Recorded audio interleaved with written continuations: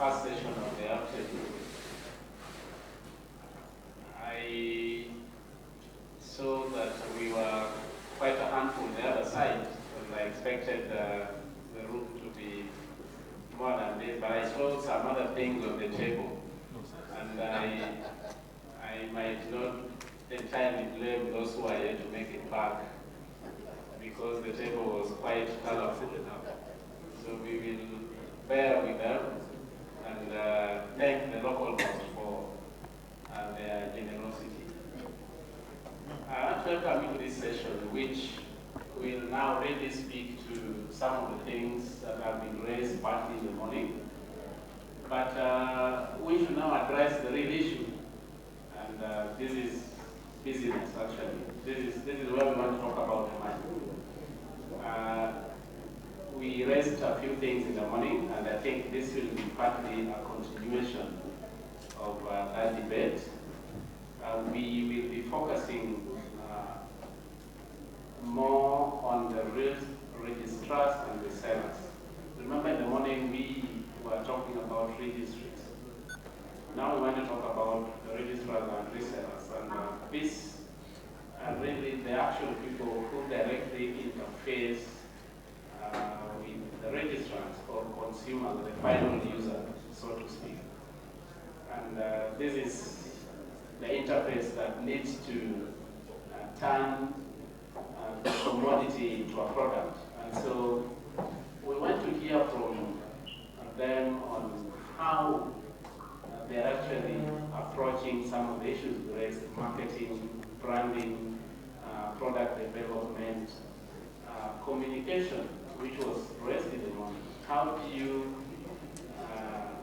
message or package your message to the different stakeholders, from governments to that SME, that layman who knows nothing about technology, who doesn't care about technical terms, but is actually a potential beneficiary of the service of a domain. How do you address this?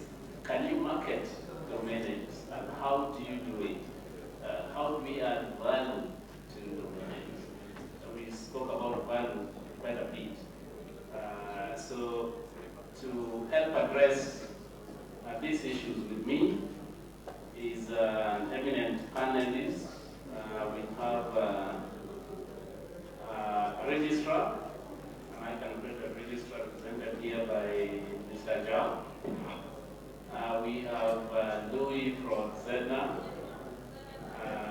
who has been doing quite a bit of work also from a marketing perspective under the trading. And we'll also hear from BJ. My name is Bob. I'm part of the ICANN Africa team. To kick this off, we have an intervention from a remote presenter, Mukesh Chulani, from ICANN, who wants to talk about a data-driven and domain name marketplace indicator initiative, a project that ICANN is doing.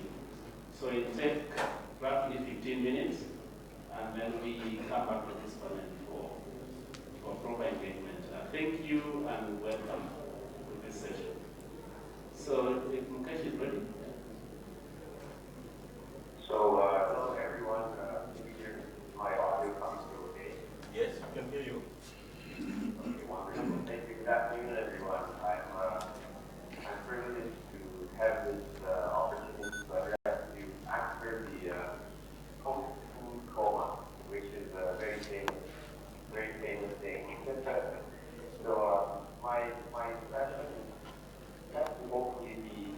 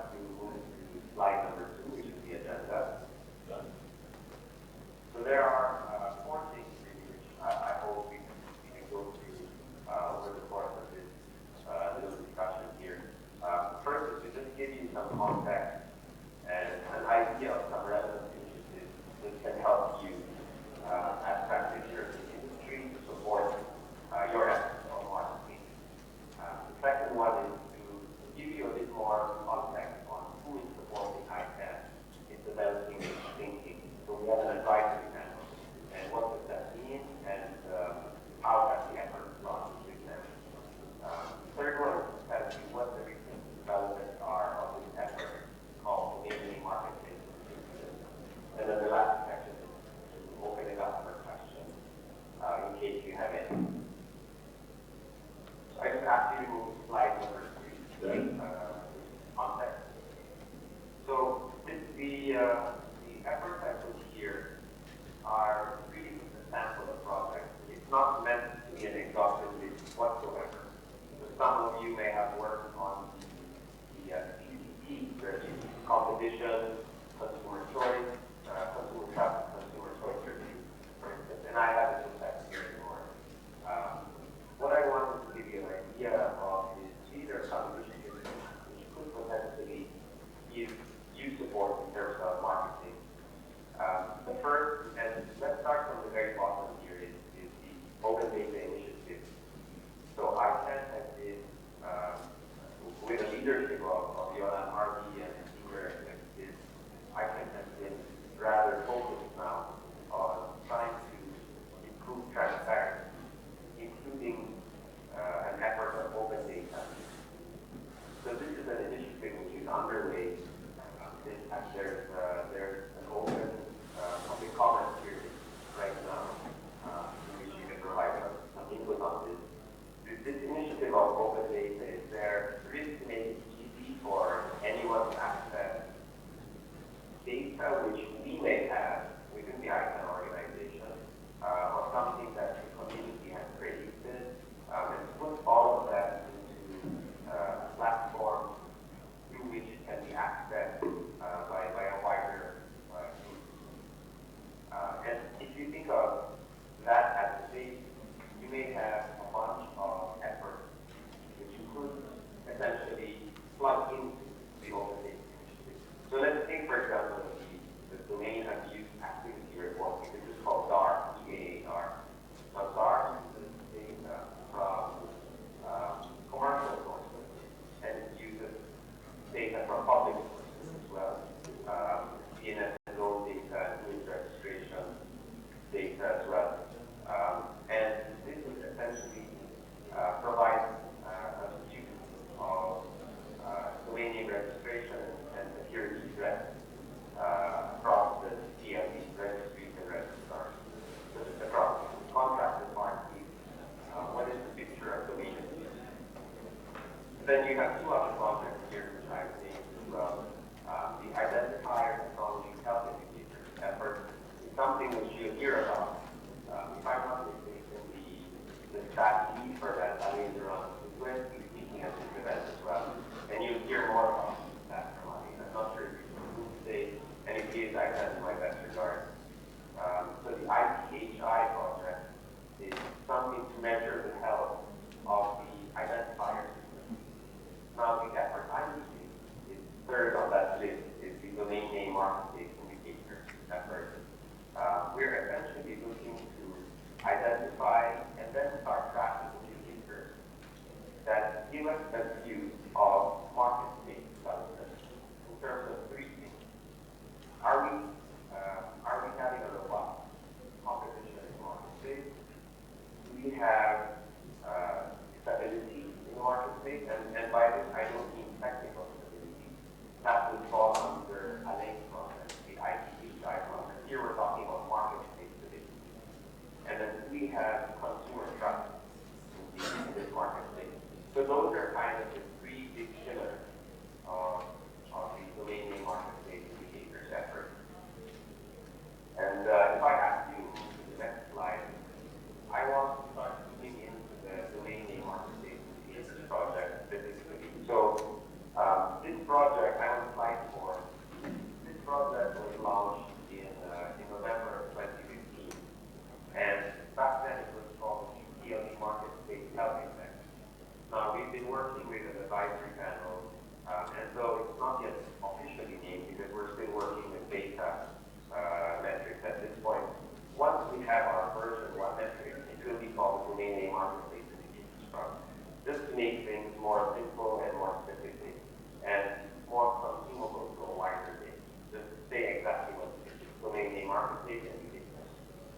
And what is this project? Essentially, in ICANN's 5-year strategy, there is objective 2.3. And that objective 2.3 essentially says that ICANN will try to support the evolution of the domain name marketplace to be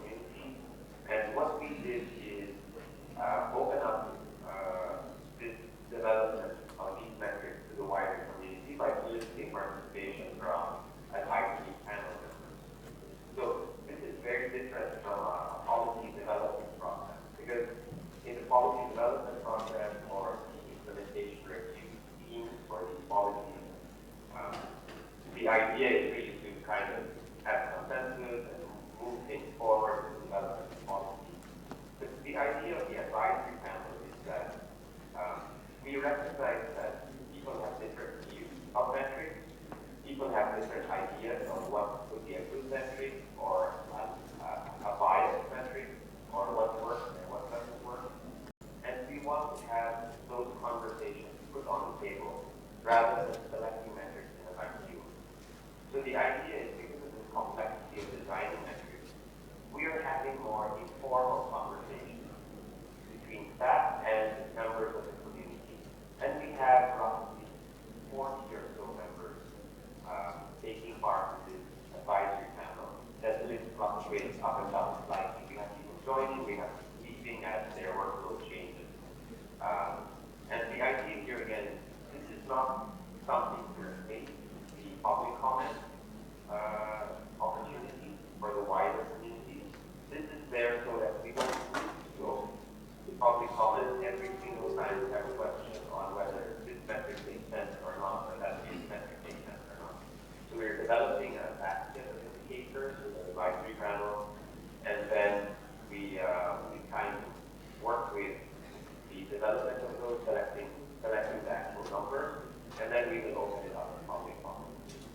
Now, I want to highlight something in the slide, and that is the opportunity for greater participation in the advisory panel from volunteers within the African continent.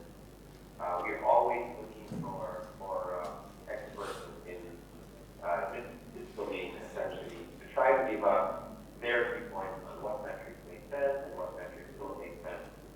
So we welcome any interest, and you can, of course, channel your interest directly to me or through Yao Li or Bob Ochieng who are on site, and we will be very, very happy to kind of include you and clue you in to what developments have happened so far.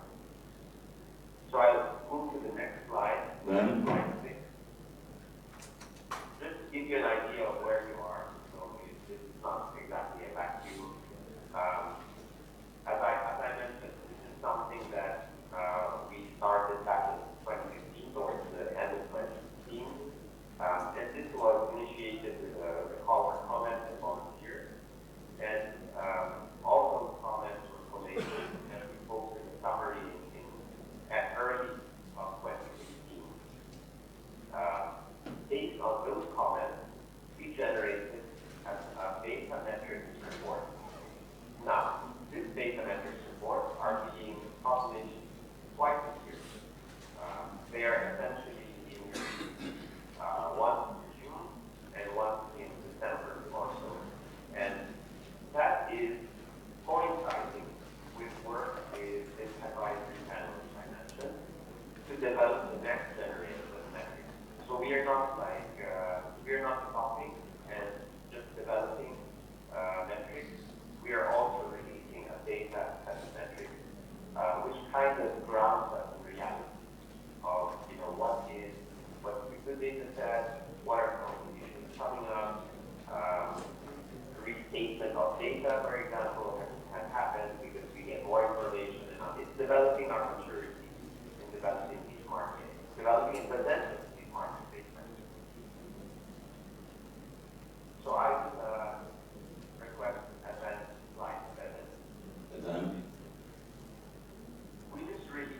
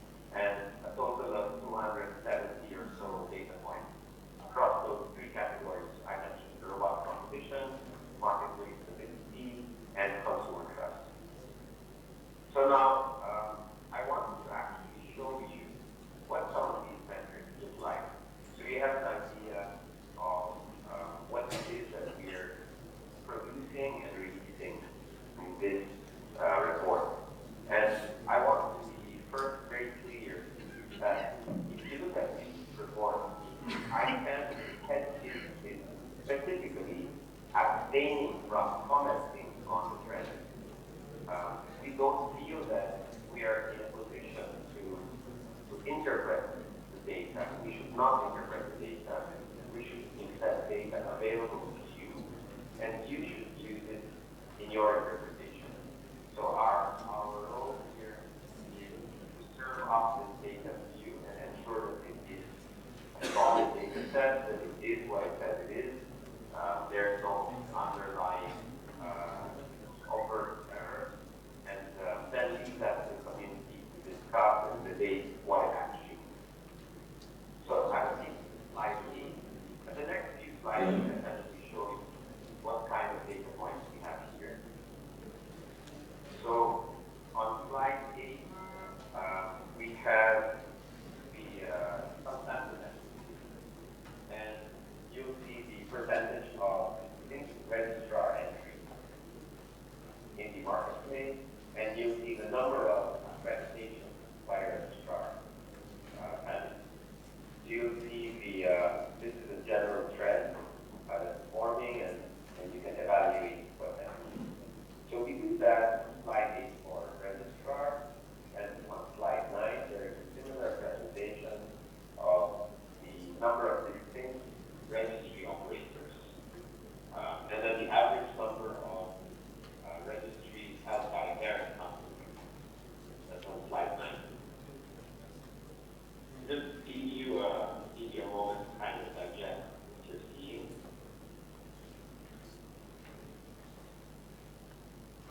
Okay, I'll take you to slide number 10 now. So on slide 10, again, let's just leave it for a moment where you digest what you're seeing, but this is essentially a split of the domain name addition. So you have legacy CTLD there in light blue, and new CTLD there in orange. And when you add those two bars up, you have the dark blue bars in both of them. So it just gives you a picture of the marketplace development since the first half of 2014.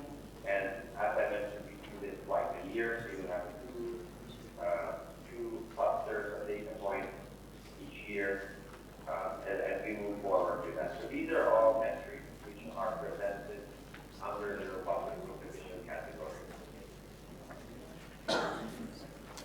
Now on slide 11, something similar, but this time we're breaking down domain name addition, not by legacy utilities. We're breaking down for within the new GTL category. We're breaking down ICANN, we're breaking down dot brand, and the geo category. So you'll see that here again, the split of those three and trends over time.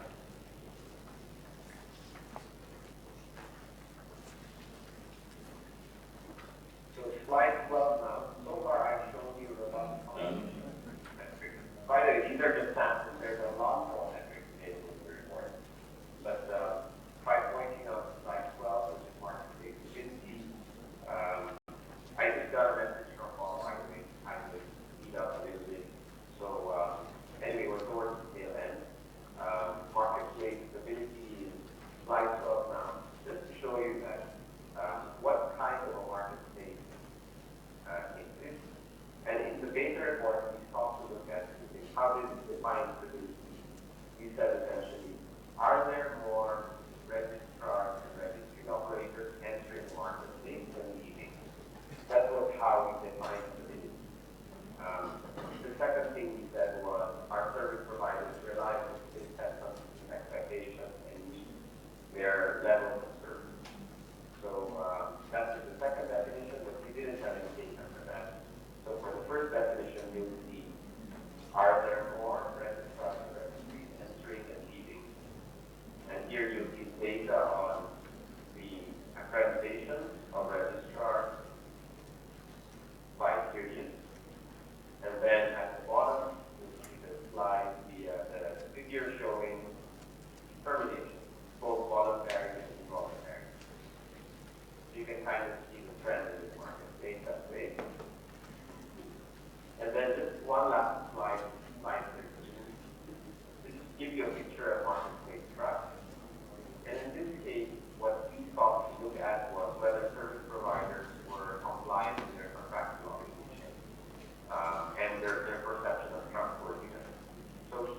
charts you see are actually generated using the GUI's accuracy reporting system, and that's available publicly on GUI.icann.org/en/GUIARS. So that is the accuracy of GUI's records, and we're tracking it based on syntax accuracy. So whether they have the correct syntax, is there an at sign, is there a country code, is that a phone number? And then the second way being tracked is whether the information being provided is operational. So when you send an email, it goes to the contact. When you dial the phone, it's ring or not. And this is essentially here the percentage and margin of error for the accuracy of GUIs over the period of time. So I would like to close my short session here just to basically set again the context for your discussion on marketing and to provide you with information that ICANN is striving to provide greater transparency and share some of the data we have that can enrich you both from a policy development and from a marketing perspective. With that, I close my session and I open Q&A. And I leave Bob on how to proceed as the moderator. Thank you, everyone. Thank you very much, Mukesh. I'm not sure if we have any question so that we can release Mukesh. Any question to his presentation? This can only mean two things. The first one being that the presentation was very well understood and hence no questions. I will not say the second one. Okay, so thank you very much, Mukesh.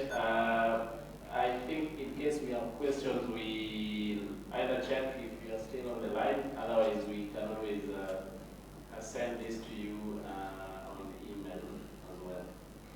So I come back to my panel and just remind us that this is where we want to talk about the most important thing, which is money. So I believe this is the most important one for all of us. This is why we came here. The theme of this forum, the 2018 edition, is building a sustainable convenience industry. And this was specifically decided on to really speak to the sustainability. This is the 6th edition. So we've done this 5 times in the past. And therefore, it means that now we can start talking about sustainability. How do we now ensure that our CCTLs, our DNS business is sustainable going forward? This is what we want to address, the question on sustainability. And we heard about the numbers, and numbers don't lie. And somebody once said that if you are not on the table, then you are in the menu, isn't it? So meaning somebody is eating our lunch somewhere if we are not on the table, if we're not playing on the same level. So how do we move from the menu to the table? And maybe my panelists will help me identify who else needs to come to the table. Who is this person? Which stakeholders, which sectors that we haven't addressed to date, which might be the reason of our numbers today. So to kick this off, I want to start from my right. Notice that my panel is also quite balanced. We also have a lady on the table, and therefore it is constitutional. So I'll have Louis, who will also have a short presentation. Normally he does it for 2 hours, but he has agreed to do it in 5 minutes, so that we can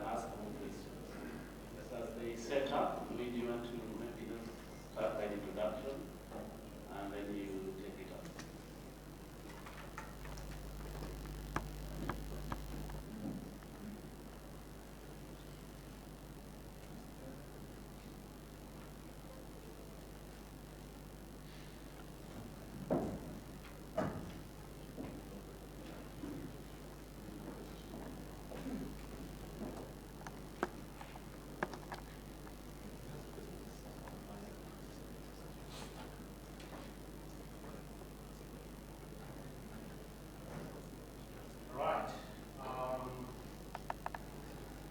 So in the meantime, while they're splitting up the presentation, let me just do a quick introduction. My name is Bezuidenhout. Back in my country, I have to explain how I got the surname, because every time I say my surname, people are like, that's impossible, it can't be you. But I promise you, it's really me. I'm from ZADNA, which is South African Domain Name Authority, and what we do is we regulate the namespace.za. And today I'm going to be presenting about key things that we are currently doing under .za. With that said,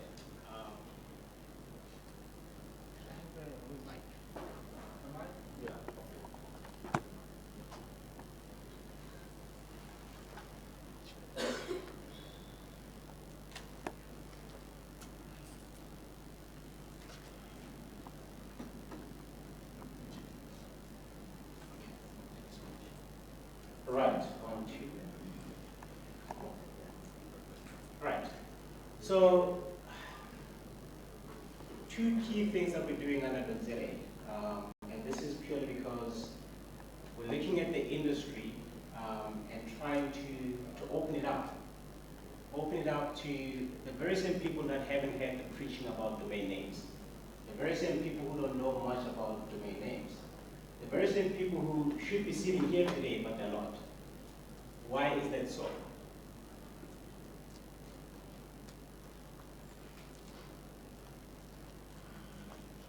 So, when building the brand .za, what we looked at is we need to educate people.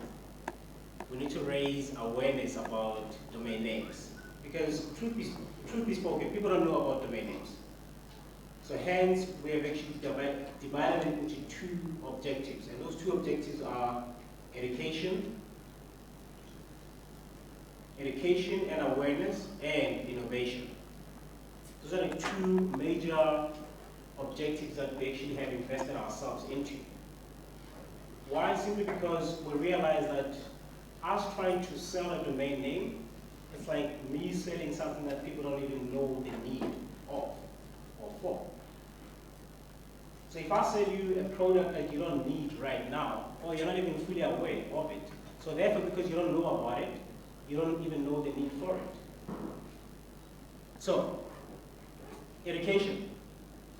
What we have done is we have partnered with different stakeholders in South Africa, people who are already within the industry, within the telecom industry.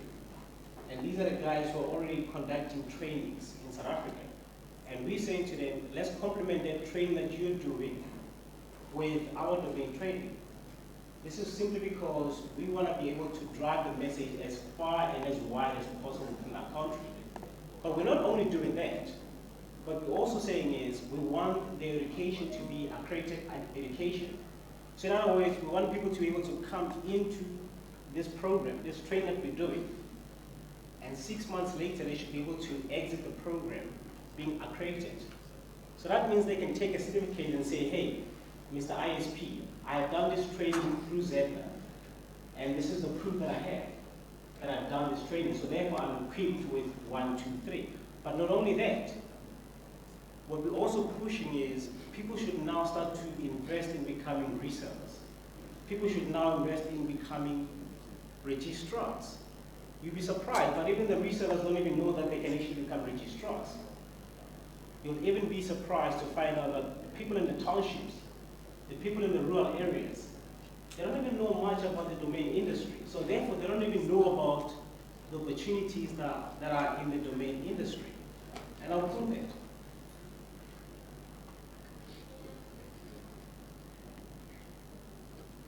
So these are the current stats that we're able to pick up from our registry, which is ZACR, South African Central Registry. when we break down these statistics and try to look at who is catering in which province, this is what we pick up. We have 9 provinces in South Africa.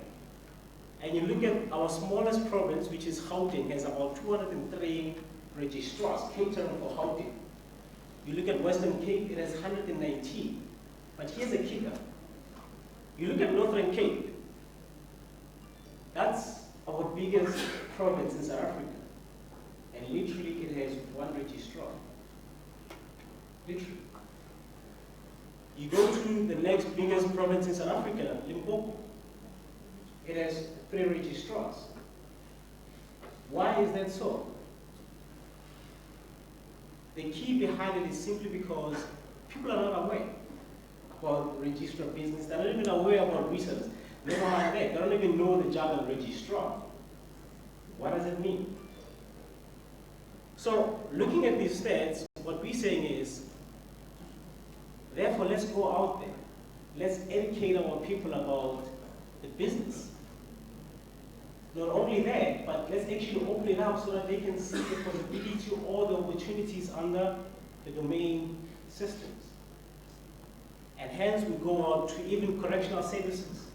These are the guys who are about to exit the correctional services and become integrated into the community. We're educating them too about the opportunities under the ZADNA. That, hey, listen, you don't have to do what you used to do. But instead, here's an opportunity for you. You can become a reseller. You can do it at the leisure of your own home, being a reseller.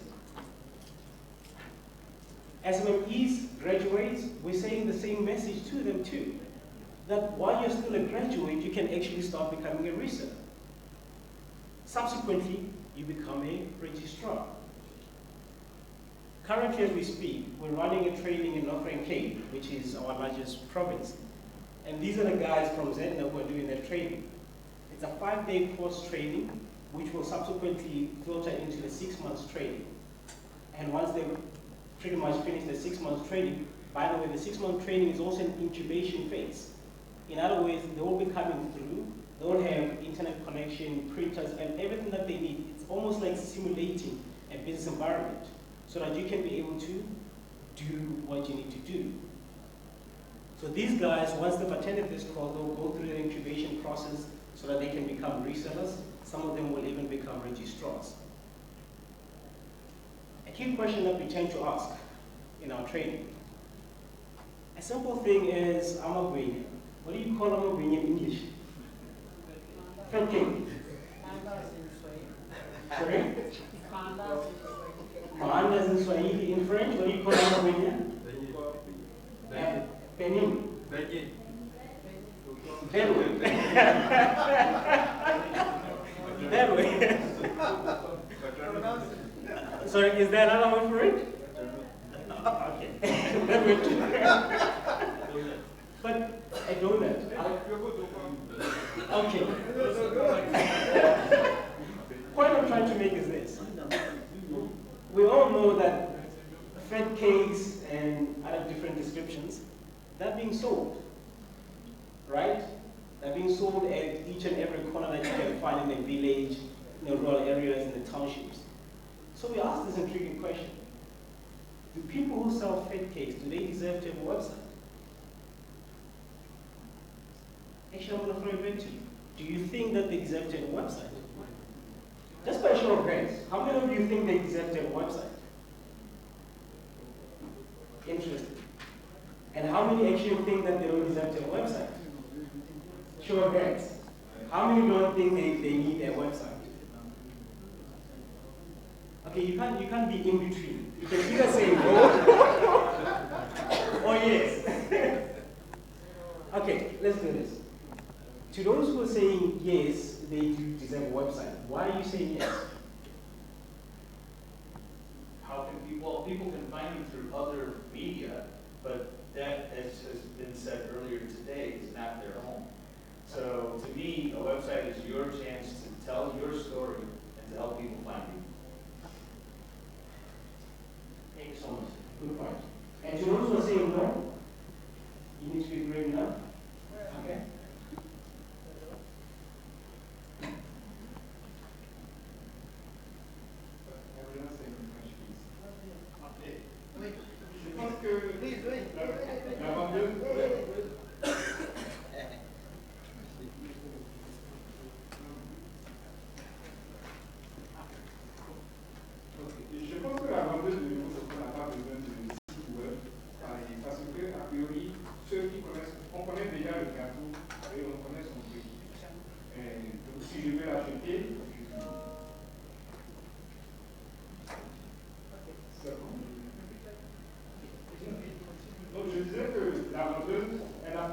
de site web parce qu'a priori, on connaît déjà ce que c'est que ce gâteau et on sait combien ça coûte. On n'a plus besoin de publicité pour dire et ce gâteau. Dès que je le vois et que ça me plaît, je l'achète. Il n'y a plus besoin d'artifice derrière. Ça, c'est naturellement que tout le monde regarde. Donc, j'en veux, il y en a un. Je n'ai pas besoin d'avoir ça sur un site à distance parce qu'il y en a dans presque tous les pays. On n'a pas besoin forcément de site web pour ça, ce gâteau. On le connaît. C'est normal.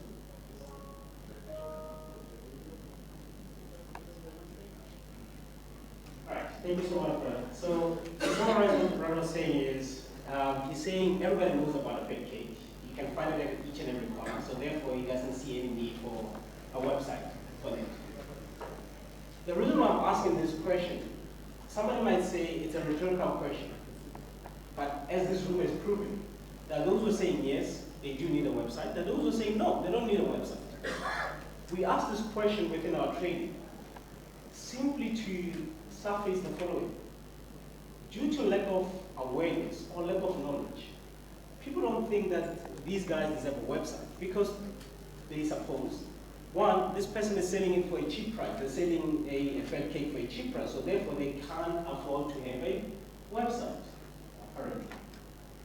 They're selling it for a cheap price, and therefore they can't afford to have a domain name. Again, apparently. Why would people assume that you can't afford to have a domain name, or you can't even afford to have a website? I'll tell you why. Because they don't know how much it costs. They don't know that per annum, I can pay my domain, and I'll only be charged for it 12 months later. They don't even know how cheap it is just to secure a domain name. They don't even know how cheap it is to have a simple static HTML website that displays my fat cakes. The fact that I can have a website that says I am selling fat cakes at this corner, at this time, for this rate, that's it. And I even have an email address through that. That should cost me less. But the minute we give them that revelation, then they start to realize what we're trying to say to them. We're not saying this lady should do a website for herself. We're not saying that. But we're actually saying to them, you are the entrepreneur sitting here. You're the one who's supposed to do that for her. You're the one who's supposed to establish her online. And through that, you would have challenged the status quo where people think websites and domains are so expensive. You would have created an online presence for somebody whom we don't deem that they actually need a website. Now imagine what's going to happen. Everybody who buys there will be so intrigued that she's online. What are they going to do? They're going to tweet about it. They're going to take photos and put it on Instagram. They're going to Facebook about it. You don't even need to advertise this lady because everybody who's buying there who realizes that she's online will be advertising her. And then the most intriguing question would be, who did it for you? Then it comes back to who? The very same person who created her online presence. And that's the reason why we're doing these trainings, to make the entrepreneurs realize the gap within the market. Because they don't see that gap. That gap says the very same person who is running a simple business deserves to have online presence. Every single one of them. To prove that point as well. Well, that's the debate that we tend to have, which is what we did now. To prove that fact, what we have done is, so earlier on what I said is we have divided our objectives into two as ZADNA. One which is education and the other one which is innovation. So when it comes to innovation, this is what we're doing. We're saying, where best can we get SMMEs? Now in our country we have what we call CIPC, which stands for Company Intellectual Property Commissioner. This is where each and every SMME goes to in order for them to register their company name. So why is it that people are able to register companies, but at the same rate they're not able to register domain names? Why is that so?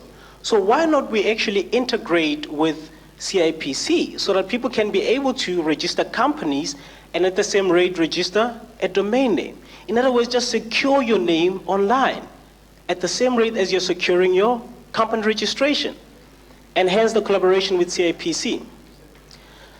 There's a video here. It takes about 5 minutes. Do I still have time to play it, or can I just... No. No, okay. You can catch it afterwards. But simply, what the video demonstrates is that the process takes about 5 minutes. So once you have registered your company, you can go through the e-services platform, which is the CRM platform, and you can secure your domain name. So what CIPC does is, they are standing in a gap to say, secure your company registration, secure your domain names. Once those are secured, then you can migrate your domain or transfer your domain to an active registrar so that you can have a hosting services. They are not doing hosting, they're just doing domain registration. And secondly, what we also want to do is this.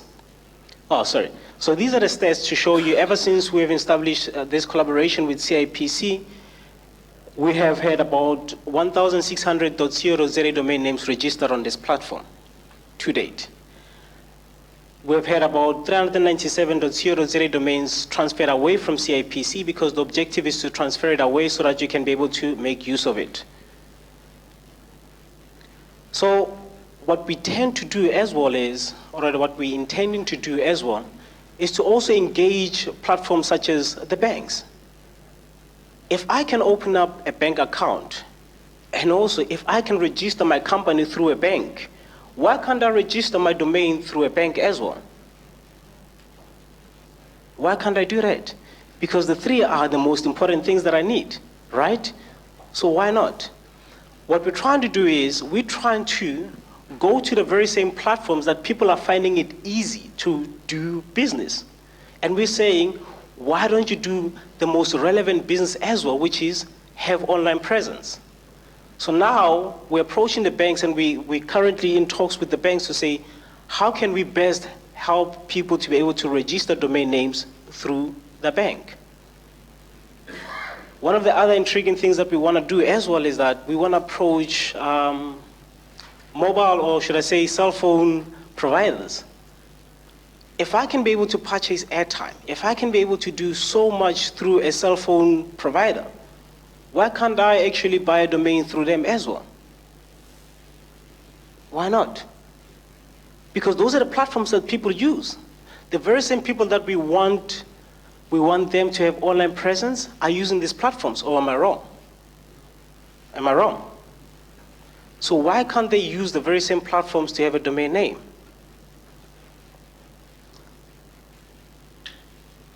Ladies and gentlemen, my name is Louis from ZADNA. If you do have any questions, those are our email addresses, but I'll still be on the panel to address any questions that you may have. Thank you so much.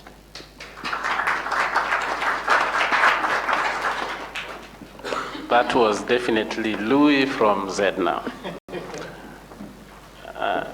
I noticed that he talks about ZA. He doesn't talk about ZADNA. I've seen adverts about the company and not the product. I once worked for a registry. I will not mention which registry, but we used to market the registry itself. Let me now invite to my immediate left, Jenny, who will also speak briefly on, from a .bj perspective. We've heard about the big plans they have for .bj. But how are they planning to take .bj to the market? Once the technical platform is ready, everything is up and running. What is the strategy that they have put in place that will now bring traffic to those servers and make .bj a product that people are confident and happy to go and get? So, Jenny, please.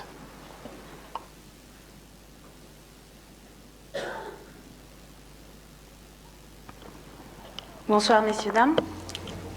Good afternoon, ladies and gentlemen. As my colleague said, talking about the .bg, let me repeat, because the previous fellow participant said something about the difficulties for that explain the non-access to some services. We have the marketing component and the commercial component. About marketing, what I can say is that in Cotonou, I have realized that many people, even educated people, don't know .bg. It's true that there is a very big challenge about visibility in our countries. People just don't know what name of domain is, and they don't even know whether the country has a domain name. So we have to work on strategy and branding, an aggressive marketing plan that is creating a .bg that we have to establish, also design logos that can now be really incrusted in the mind of the users and also be on the social media. Today we cannot talk about aggressive marketing strategy without talking about social media. We need to create a marketing strategy that will make our .bg more visible. That's where we're going to start from. And also, aside from marketing strategy, we have to let people know that .bg exists and that it is the digital flagship of the country. We also have to underscore communication, inform people. This is because apart from patriotism, that is why instead of using .com, why don't we use .bg to promote the net of our country? I can also talk about security, that is communicate and inform companies that as of today, say that the name of domain are not branded and not necessarily the ownership or the property of companies. Even if you don't want to use the name today, you can buy to avoid speculation. We talked about ISOCell that does not have its domain name. If I want today, I can sell it at the price that I want tomorrow. So it is very important to secure your company and your image by booking .bg for your company. Those are things that we have to communicate to the population because they are not informed. And if you are a professional guy, it is a very good thing, okay, to send mails or communicate with your domain name instead of using gmail.com and so on and so forth. Also, apart from aggressive marketing and communication to inform about the advantages of buying a domain name, we will create awareness on all the stakeholders of the digital, that is graphics. For example, when somebody comes, they should propose .bg, the GSM. Whenever people come over for internet connection, you can imagine that the person has an internet site, create awareness, do the necessary packaging so that the person would purchase the domain name. Of course, we'll automate the commercialization. We said earlier that we're going to use the model of the 3R, the registrars, and so commercialization of .bg through the registrars, partnership with websites that will help people from abroad to purchase a domain name in case of need. This is because somebody will say, why don't you stay in your room to purchase one instead of being in the queue?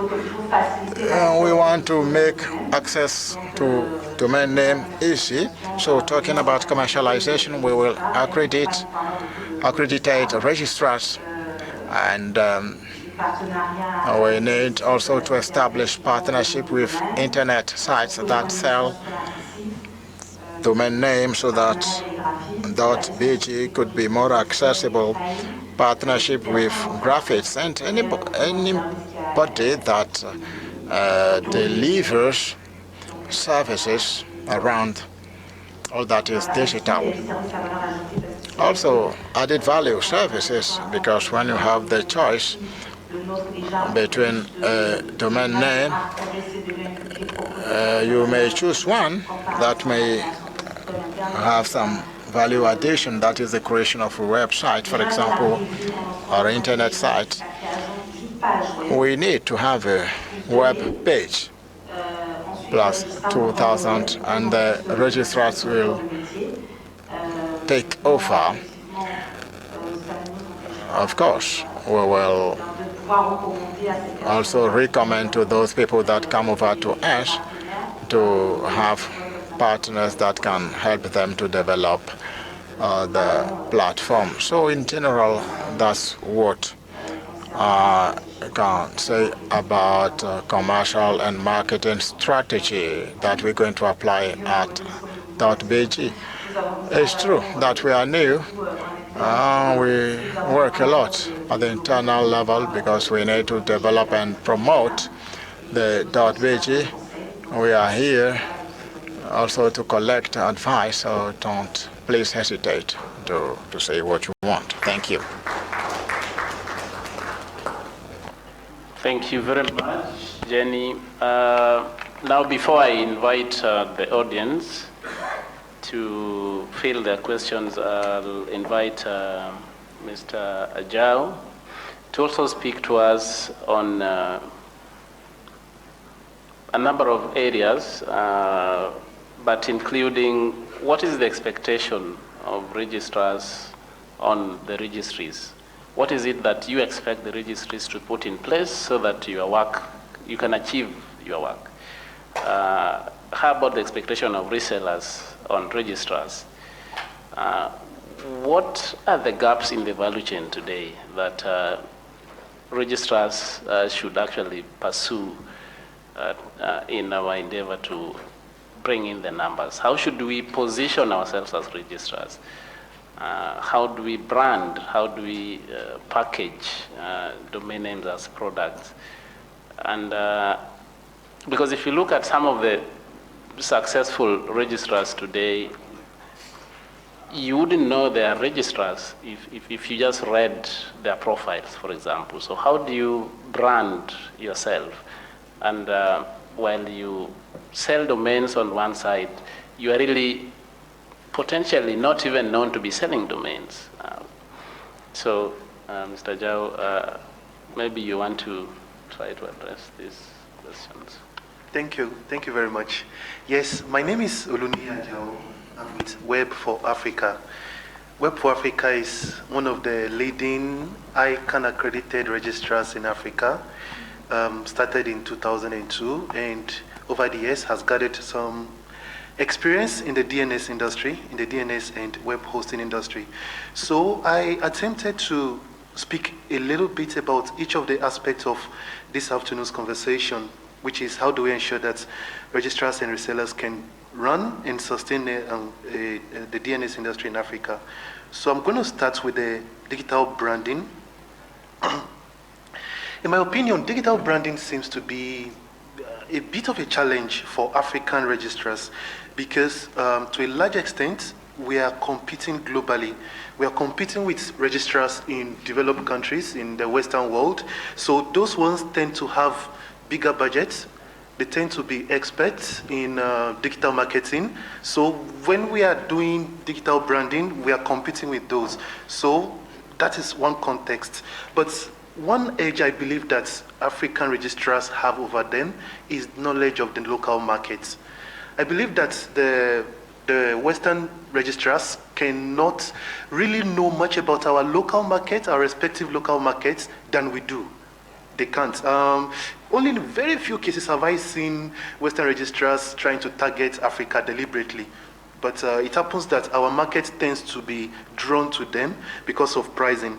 So I believe that African registrars can use the local knowledge to their advantage in every way possible.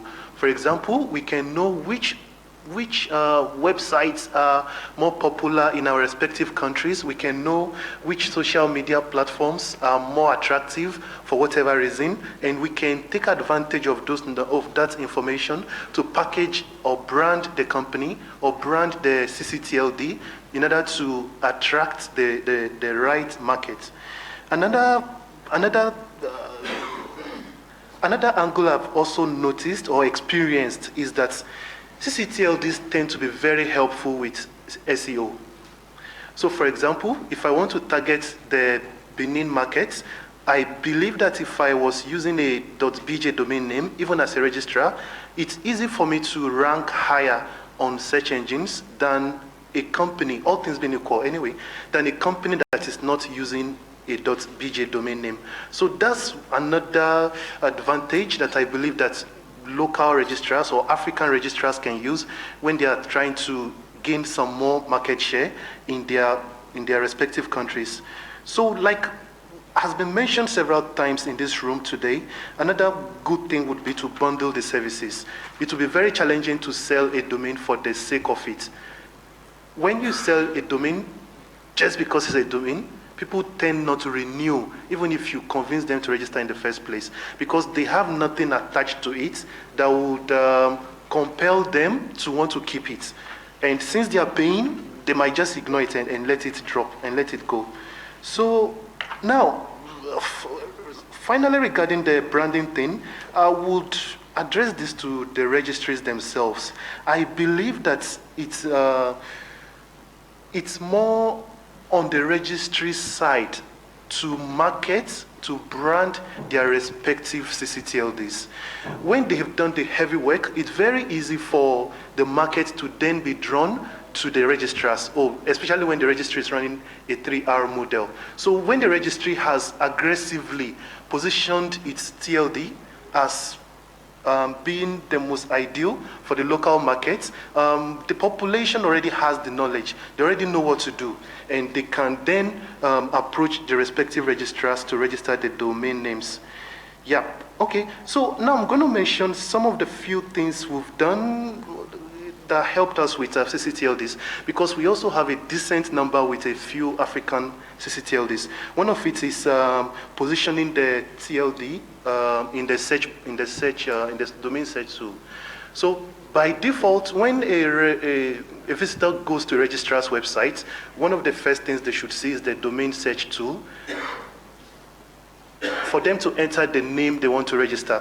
Now, one thing I have noticed that helps a lot is to position the African CCTLDs higher in this domain search tool. So for example, when a person lands on the website and they want to register a domain name, they enter their company name, then they have to select an option on the side.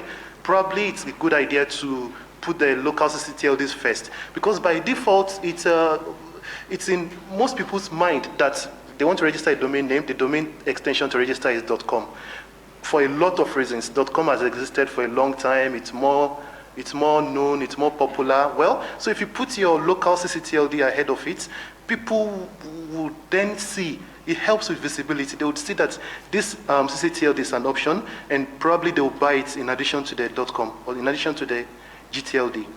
Another thing I believe helps a lot is to, like someone else mentioned earlier, reduce the technical language. So sometimes it's helpful to say a website address instead of saying a domain name, because people might still find the word domain name a bit strange and things like that. So it helps to break it down. It helps to explain in clear language, especially when one is bundling the services. For example, you can promote the idea of people buying a website builder instead of buy a domain name, buy a web hosting account, blah, blah, blah, yeah. I believe that's also very, very helpful. Now, I'm going to talk about the partnerships a little bit, and this partnership would be between registrars and registries. So, because this is the 6th edition of the Africa DNS Forum, I believe that the challenges have been discussed over the years. And since we are trying to ensure that there's a sustainable market this time, I believe we all know the challenges, but now we're trying to share ideas on how we can really move our market forward. So for some CCTLDs, there are some entry requirements they have for registrars. Some are only open to registrars in their own country. They don't allow registrars from other countries to become accredited with them. So I believe that's one challenge with growing their own numbers, because I believe that there are experienced registrars all over Africa that can boost their market. And I've also noticed that you can sometimes see decent numbers across countries. For example, there are a few .ZA registrars in Kenya, there are a few .ng registrars in South Africa or in other countries. So for some, okay, maybe intra-Africa trade is also very important. So because of intra-Africa trade, people in one country can register domains in another country. So if that is possible, I believe that it should also be possible for the registries to allow registrars, African registrars in other countries, to be accredited with them. And I also believe that it cannot hurt whatever they're trying to protect against. It cannot hurt if at least they allow African ICANN accredited registrars to also sell their domains directly. So now, another thing I believe has been a big challenge with growing the numbers in Africa is the pricing. Someone was mentioning in the morning that, okay, some African CCTLDs sell for as low as $3 and some sell for as high as 200. I believe the 200 is not the highest. I know of an African CCTLD that sells, you can buy the domain, it's about 3,000 USD for a domain name. And yeah, it's not about the registrars hyping the price, it's about the price that the registry is offering that's made it to be that high. So it's that bad. But I strongly believe that because the domain industry is a numbers thing, it's a numbers game, that if the price is lower, it can lead to higher numbers, and the higher numbers ultimately can bring larger revenue for the registry. So I can even give examples. We all know that .ZA is the biggest registry in Africa. As of this morning, it has about almost 1.2 million domain names. In addition to so many other factors, I believe that the low pricing is one of the reasons why it has reached this number.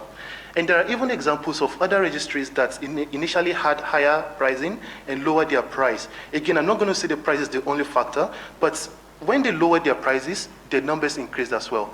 One example is .ke, another example is .ng.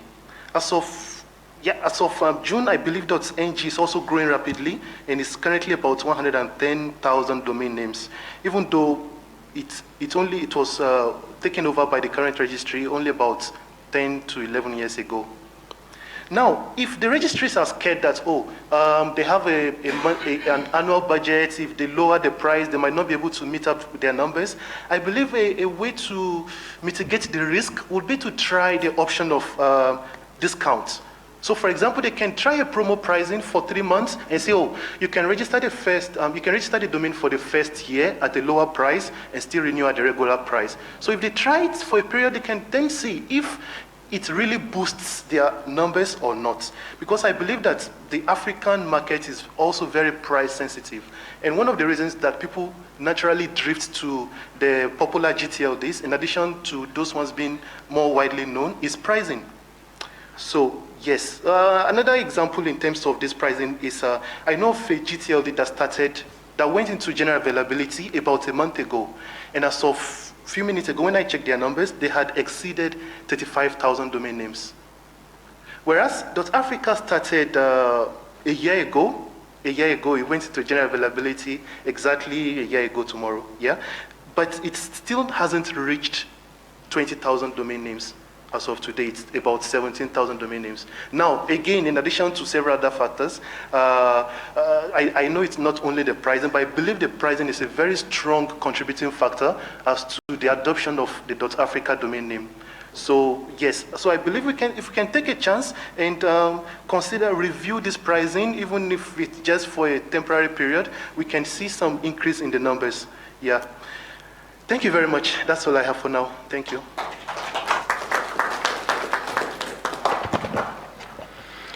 Great. So you have heard from the panel. So now it's our turn to hear from you.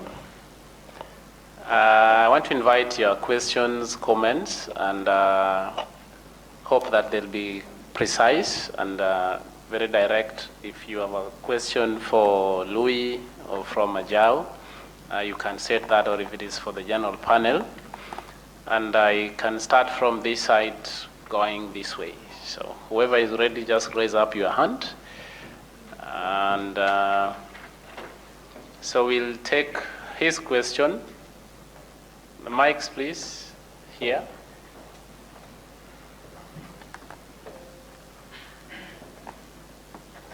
So I have 3 hands so far. Okay. Let's be quite precise and brief so that we have time to ask as many questions as possible. And remember to introduce yourselves. This is because we have remote participants who are also following and would also like to hear what you're saying.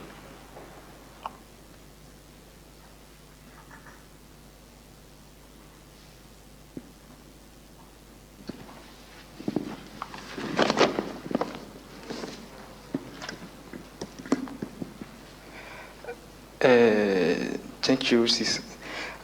I have about 3 questions from the panels, and I will be fluently in French.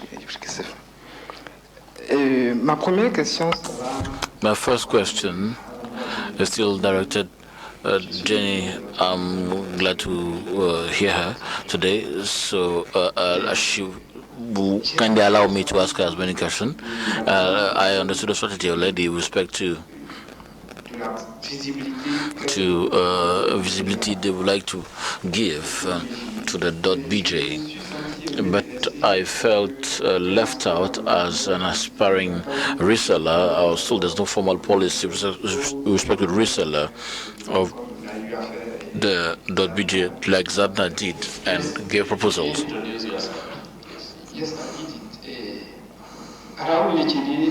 Raul Lechede, I'm from Sianti Company.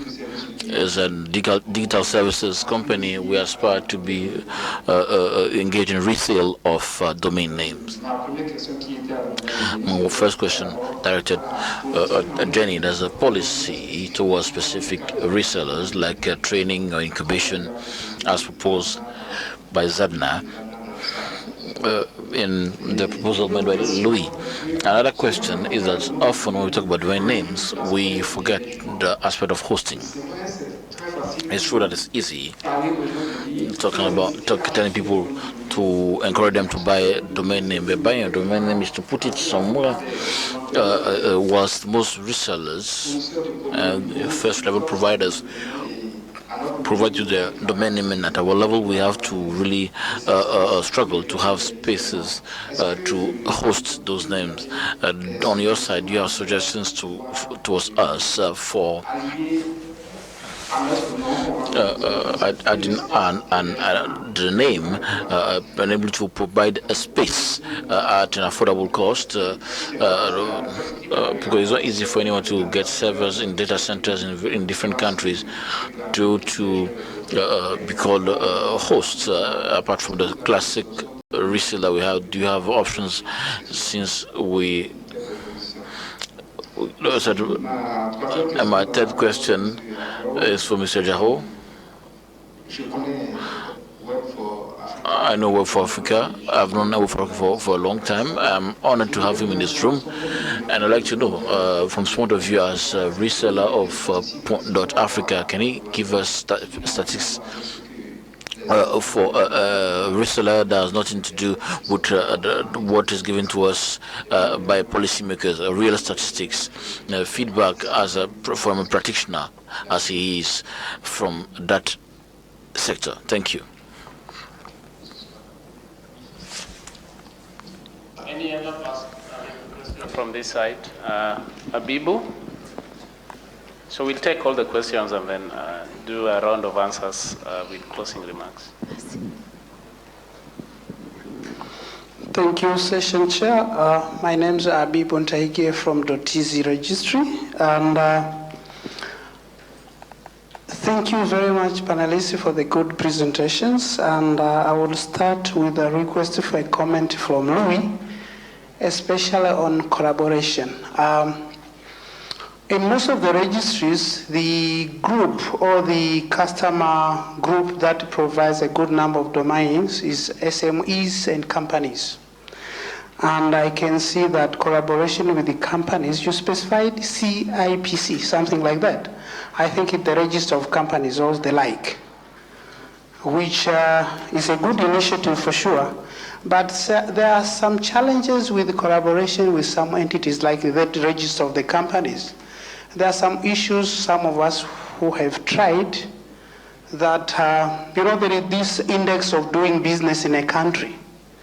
So if you put a requirement maybe for the company also to register a domain, it could hinder or it could affect the performance of the register of the company in terms of entities doing business in the country. It might delay the process. So would you share more how you are collaborating with the register of companies in South Africa so that you are achieving the good number of registration of domains? And back to Ajao, in terms of, sorry for that.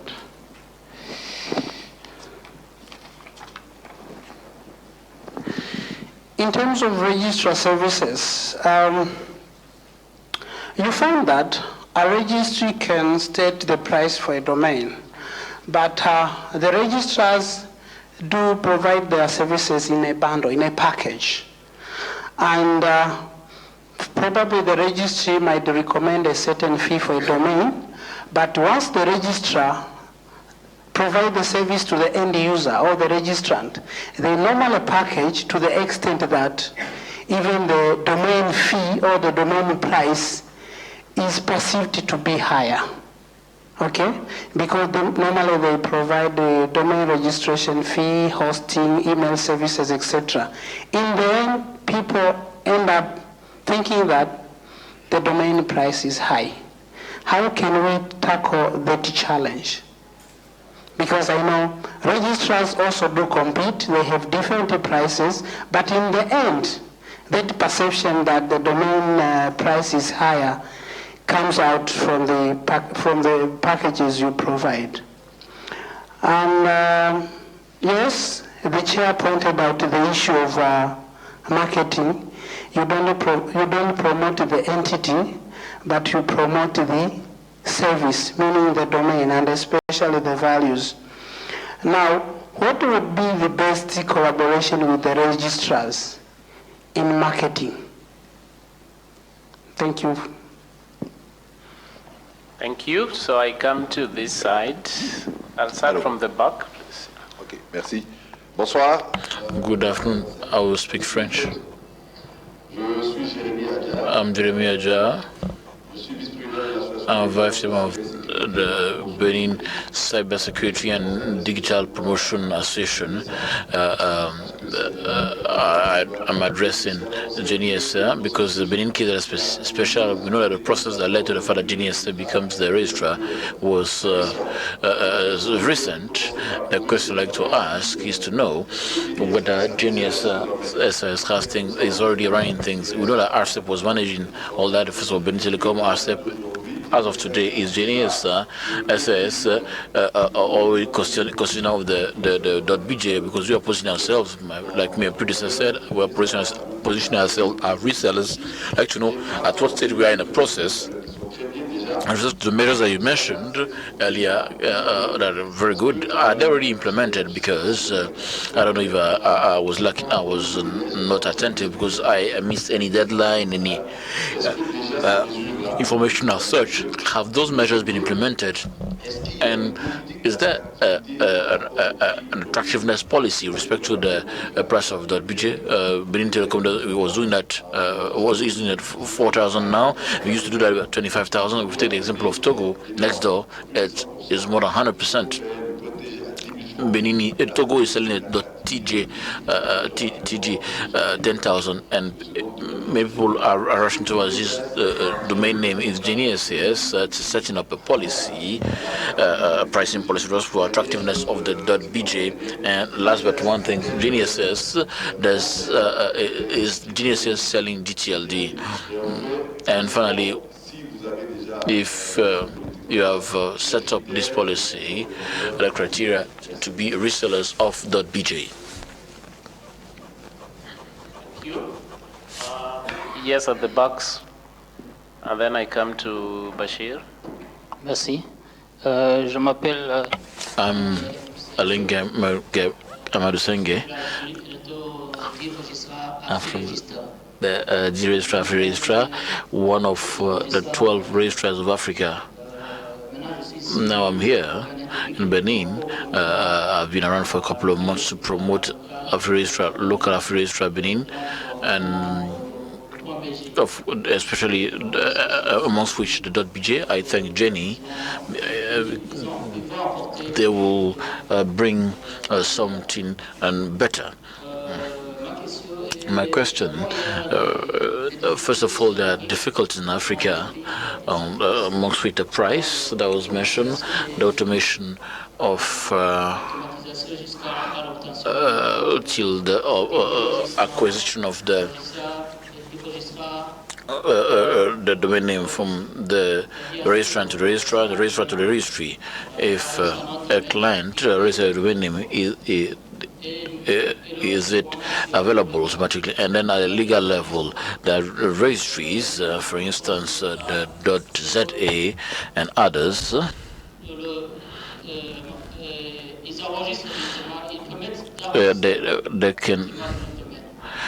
they can register directly the domain name, and others check first of all the registry checks first of all if the person is reliable, the domain.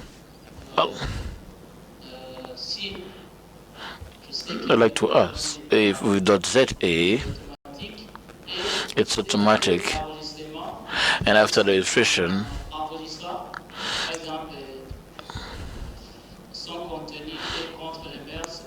if its content is against morals or is used for fraud.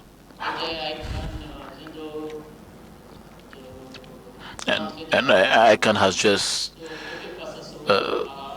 come in to deal with this conflict with by checking the emails. So my question is, Louis, can you reassure the registries there is no problem to enable the automatic registration? Take the money and later verifying if the domain name is well used. I hope I've been understood. Donc la vérification avant la registration. So checking before the registration or a verification after registration.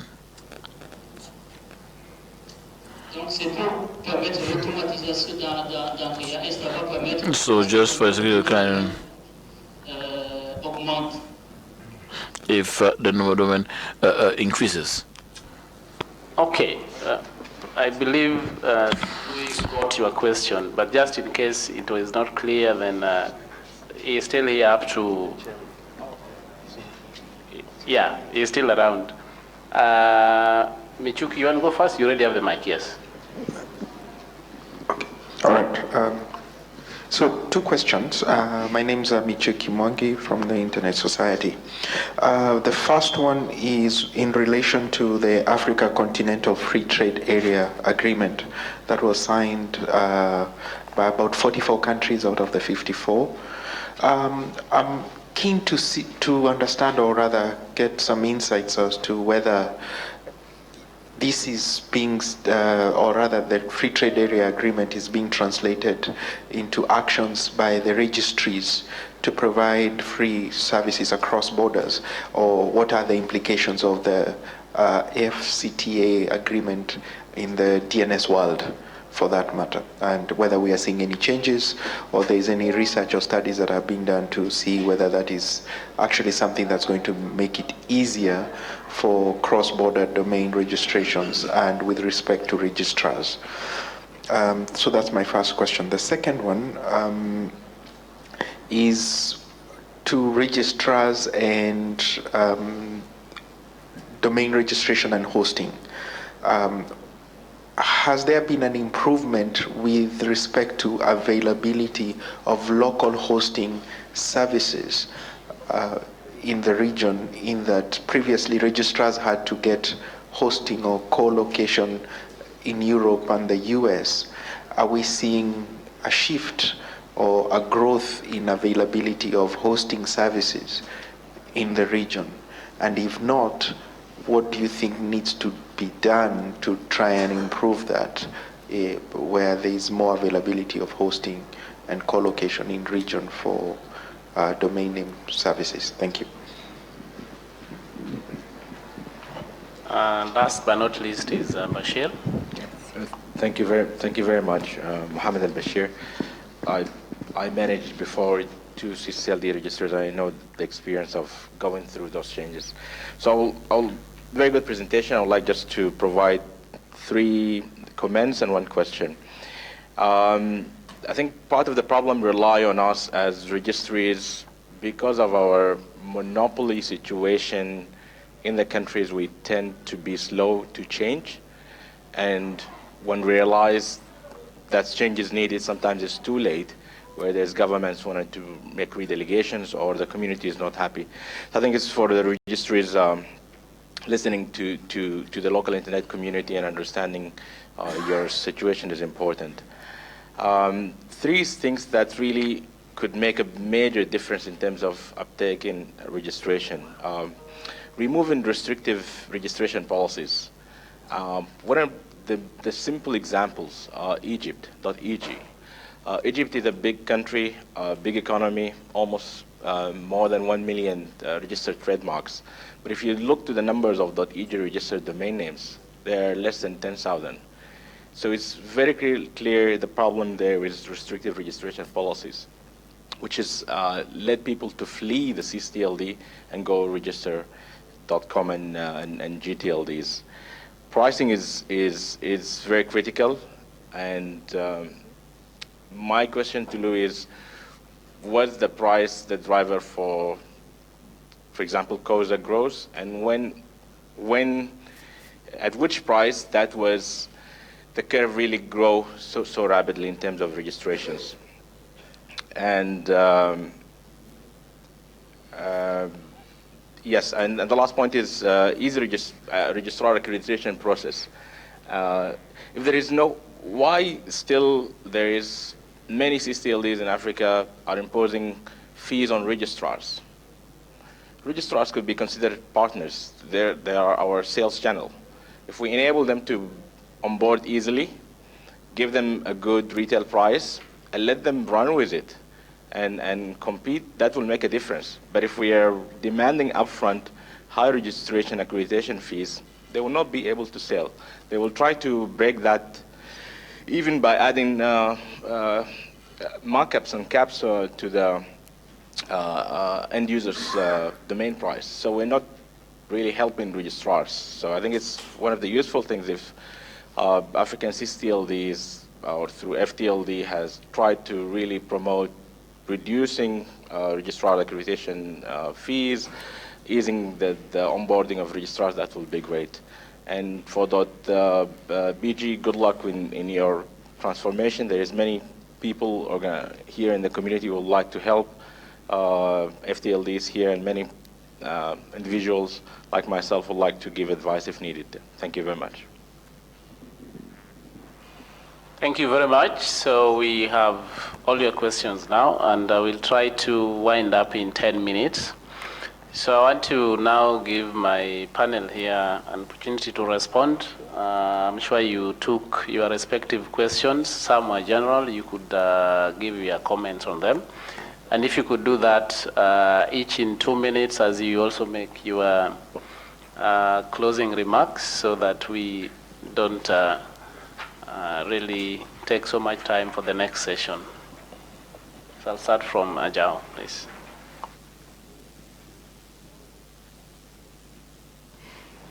Oui, je vais déjà commencer par répondre. I'll begin by answering the gentleman that asked the first question. Also, the policy applicable to the reseller, there's a policy that is in place. We are working on that. We are finding it at the right time. We're going to discuss with you, but obviously you'll be trained towards awareness for the population to promote .bj, and obviously you have training. You will be supported not only at least with branding and to provide a channel for promoting the .bj, and you will not be disregarded. You'll be supported.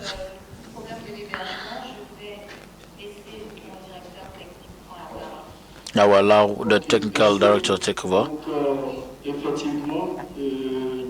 Indeed, Jenny is part of the 3R model as a registry, registrar, registrant. So this model is recommended by EFTLD, in which the registrar and develop the business, because we noticed that for the GTLD, the generic name is the registrar that develop the business behind. And therefore, if we as registry, we step into the shoes of the registrar, the business will not take off. That's where we to the line of the 3R model. So as you notice, the registrars generally offer hosting services, etc. And therefore, we cannot right away be registry and host. These are two different services. This said, is not excluded that Jenny and its development policy of activities one day could become a host. That's why this morning when we made a presentation, we underline one aspect of the thing, that is we seek to organize such fora with our registrars. We really want to be together with our registrars, want to engage in a collective work so that it succeeds. So if the registrar, whilst we are holding training sessions, etc., and express the needs to have a local host, which is normal, Jenny has the means to set up the infrastructure for being the host, and as such, we can see the cost to enable you to develop the business behind. That's it. Thank you. And someone asks, where have we reached in terms of deployment? I would like to say that, as said this morning, we are in the phase of subcontracting, because the system was handled by a former operator, and that does not be handled to Jenny. There's a process of redelegation where Jenny should be recognized internationally as the manager of the .bj. And that phase, there are entities that are involved. We have ICANN that's involved. This ICANN that is at the first level, and then here we have locally RCEP, the regulator, the regulatory authority that manages the administrative part. Managing the administrative part is managing all that has to do with international relations with respect to all issues of local registry. ASEP coordinates all that and takes all the contracts internationally, facilitates the local work for the register. And Jenny is the registry, and the registrar under the Jenny and the registrants are now under the registrars. So this is the chain, and for the redelegation, there are formalities to be complied with at the international level. And these formalities are currently started, and it's ongoing. And that's this morning that MD of Jenny was saying that since we all are in an emergency situation, we think we've reserved that in the next 2 months that things will be operational at the level of JNSS. Respect to the equipment is acquired, work has begun. Respect to the equipment this morning and the line, that is not technical expertise that is lacking, that is delaying the evolution of the business. Just that people have not really understood the concept of the digital identity, national identity. This is what we can say.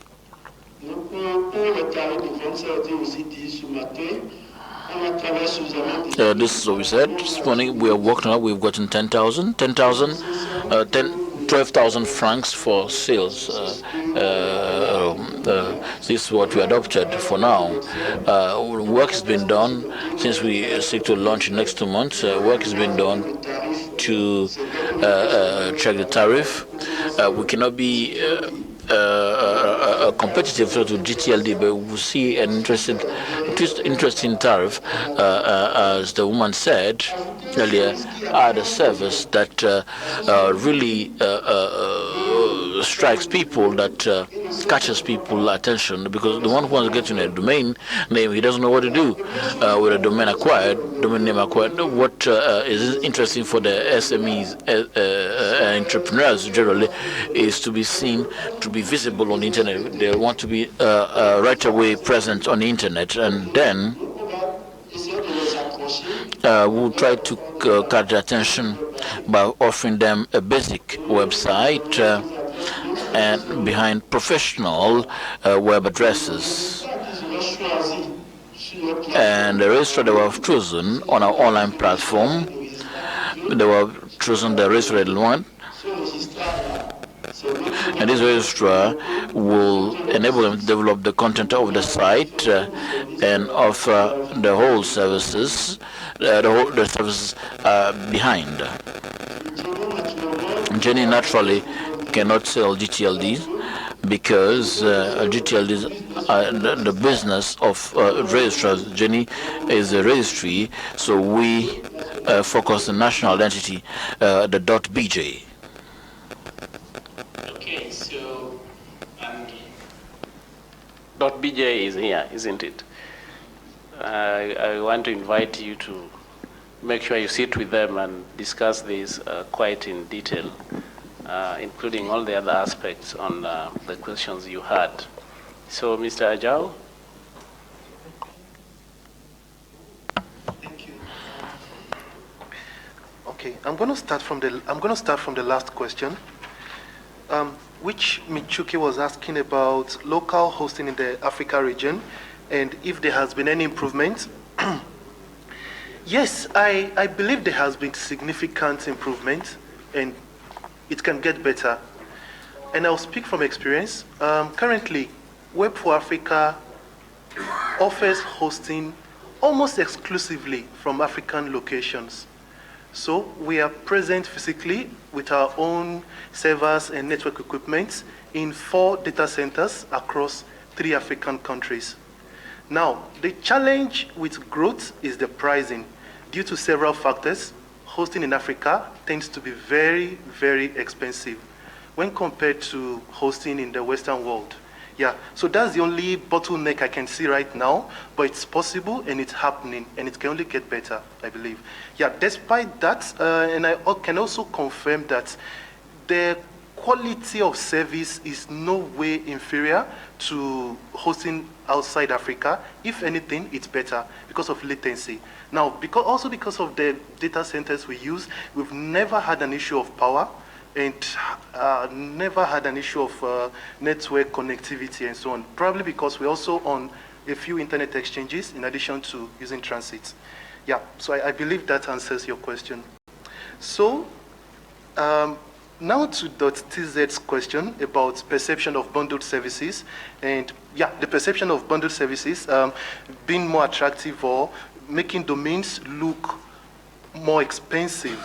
Now, what I'm going to say is that I have not come across this scenario. I've not, because, and I believe this can only happen when the domain itself is cheap enough. Normally, when a CCTLD is expensive to some point, we don't even bother bundling it. We don't offer it as a free domain in addition to the hosting. We just offer it separately. So anybody who wants to register this CCTLD still has to pay for it directly and can see the transparent price that, oh, this is the price we are offering it at our only retail level. So the only time we bundle is when the domain is very cheap. And I feel that a registry should probably avoid a conversation around pricing with people, because the domain is a competitive open market. So if a person feels that the domain is expensive here, it's cheap here, they can as well go to the registrar they are drawn to based on price, if pricing is very important to them.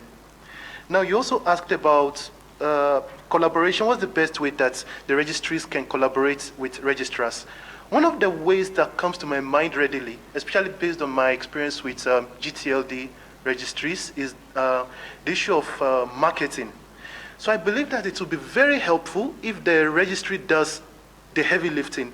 One of the ways I know is that if they design all the digital collaterals, for example, some registries, some GTLD registries design videos, design social media posts, design the banners, design everything possible. So the registrars, especially those who don't have much skills, can easily adopt these collaterals, probably add their own logo to it and use it online. So it makes the work a lot easier when the registry is themselves aggressively doing much of the work. Yes. And another thing that like I mentioned earlier, is the pricing.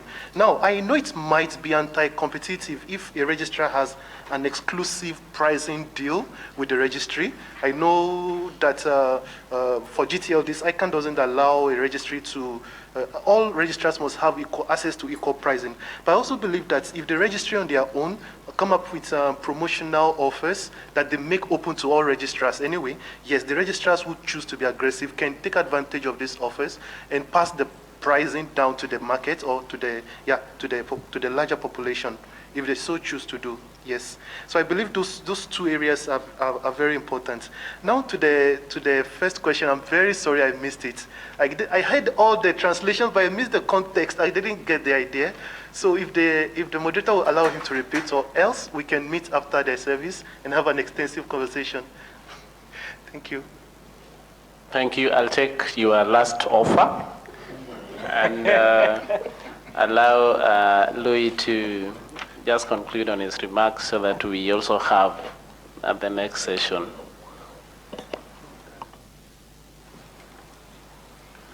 Right. There was a question based on hosting, I think, from the gentleman from the floor. Right. So what we have done is, first and foremost, it's a good question because it's a challenge that most registrars find themselves in. To be brutally specific, it's a challenge that most black registrars find themselves in. Simply because these are the disadvantaged registrars. Why? Because they don't have resources. Why? Because the opportunities are not even the same. And thirdly, they haven't been playing in the market for that long. All right? So what we have done is we have collaborated with the government with the trainings that we're doing. And the government is coming on board and it's saying to us, we will assist those who become registrars so that they too are able to have a hosting platform subsidized by us. all right? And the goal is to have, in the next 3 years, the goal is to have around about 96 ISPs established in South Africa, black ISPs established in South Africa. So we're working, it's still work in progress. So there's training happening, but in that training that we're doing, it's not only based on domain names. We've opened up the training to cell phone repairs. We've opened up the training to so that people can also become fully fledged ISPs. All right. So hence now we're even having other state-owned entities coming into the fall.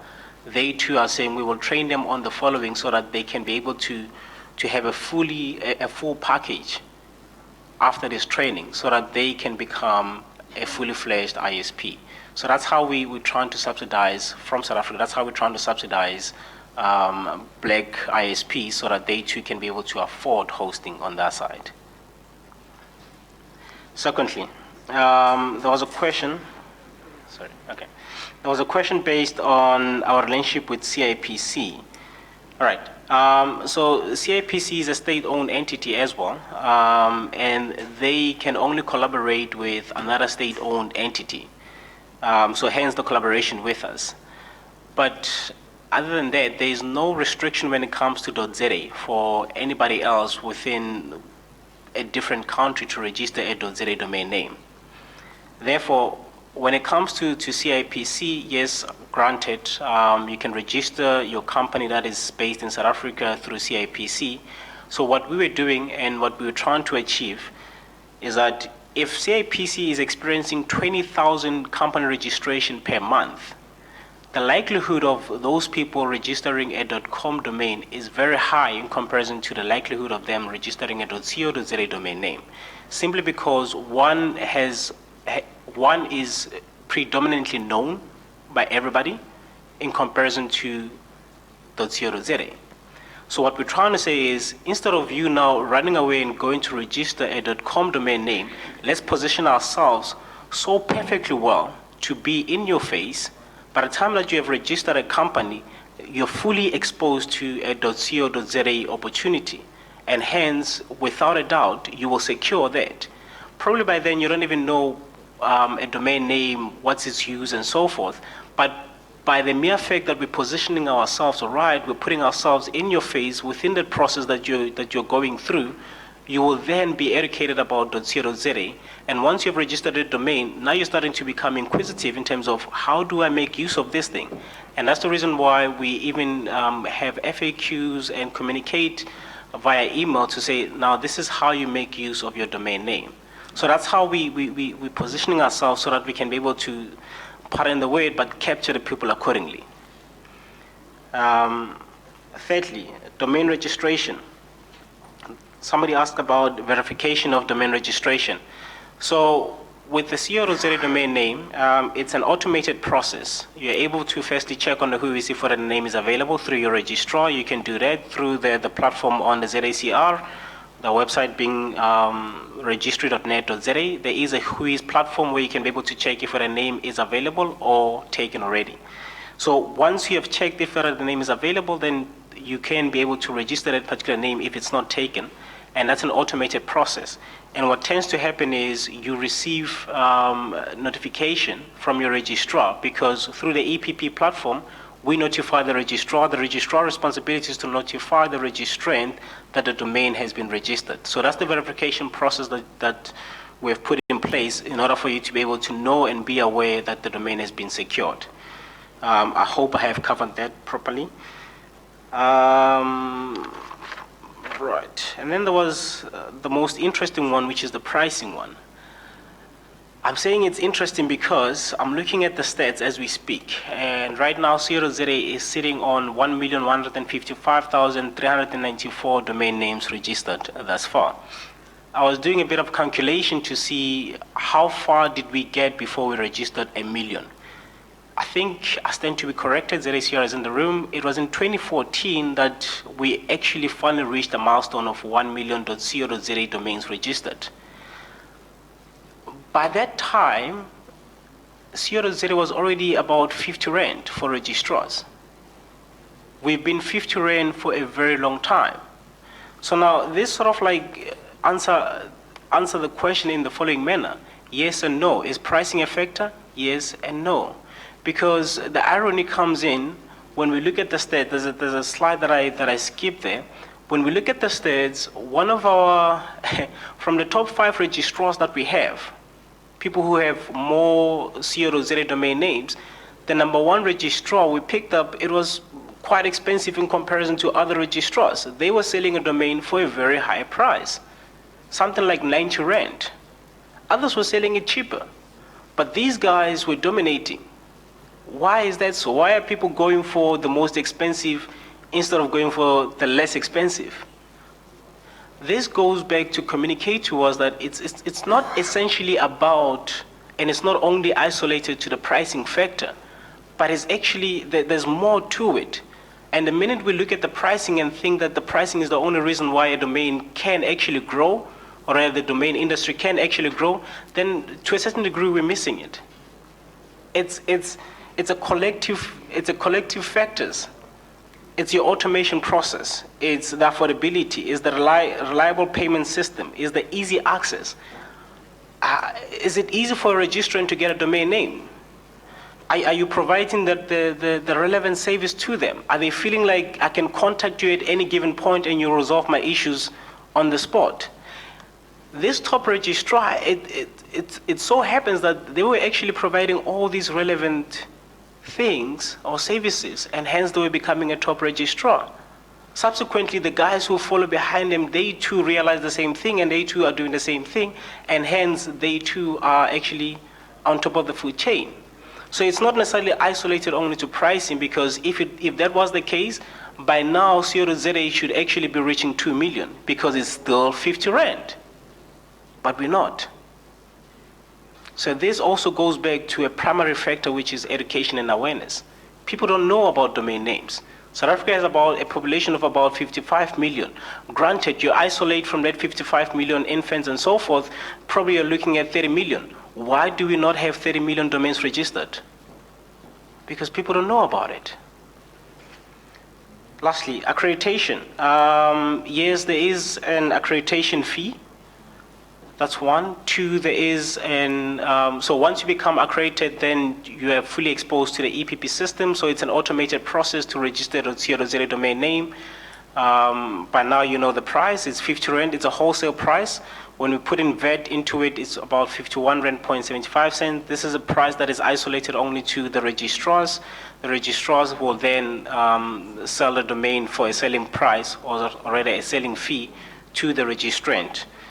Which of course it entails a markup on top of it. I think I've covered all questions. Michuki's question, can I please pass that question to the CEO of ZACR? Because that was a little bit, on a high level. Is that okay? Cool. I am vetoing the pass. Let me just get guidance. So we have one session to go. I'm trying to rush ourselves, but I know that question is critical on the Africa Free Trade Area. Mr. Baraka, are you able to take 1 minute and strictly 1 minute to speak to it? If Mr. Baraka is in the room, he is also called Lucky.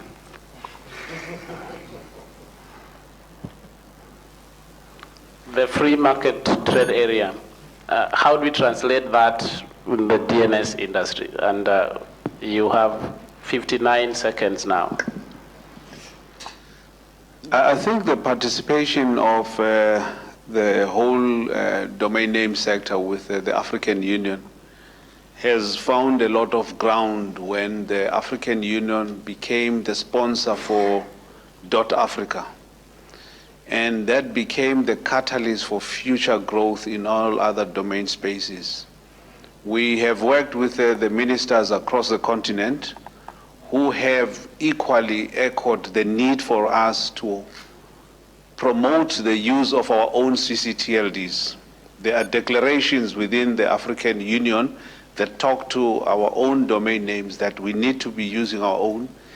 And this is why we even have your Abuja declaration that further echoed the need for .Africa to be sponsored and to be used by the rest of the continent.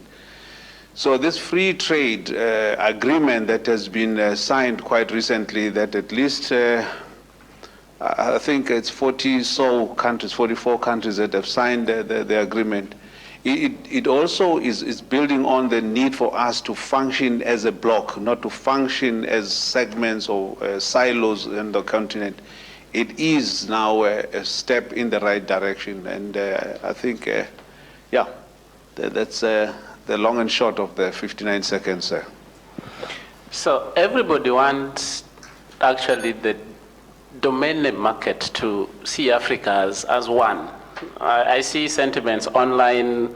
Mark Elkin says African registrars would be able, they're looking to a day where they would be able to register domain name from any African registry operator. And I think governments have shown us the way by going ahead and signing the Africa Free Trade Area. We have always said governments are the slower side of the wheel. Now they have opened up the borders. Why is it so difficult for registries, for CCs to freely sell across the continent? Reminds me of a decision that some cats made, actually some rats made, to prevent them from being eaten by cats who would come when, without knowing, they decided to make a bell. You know the story. When the bell was ready, they asked amongst themselves who amongst them would be brave enough to bell the cat. Maybe this is the question we have. Who is going to bell the cat? Because we all want to deal with the cat. So with those very many remarks, may I request you to give my panel a big hand and ask for direction on how many minutes we have for a very short break, and then we come back for the last session. Thank you.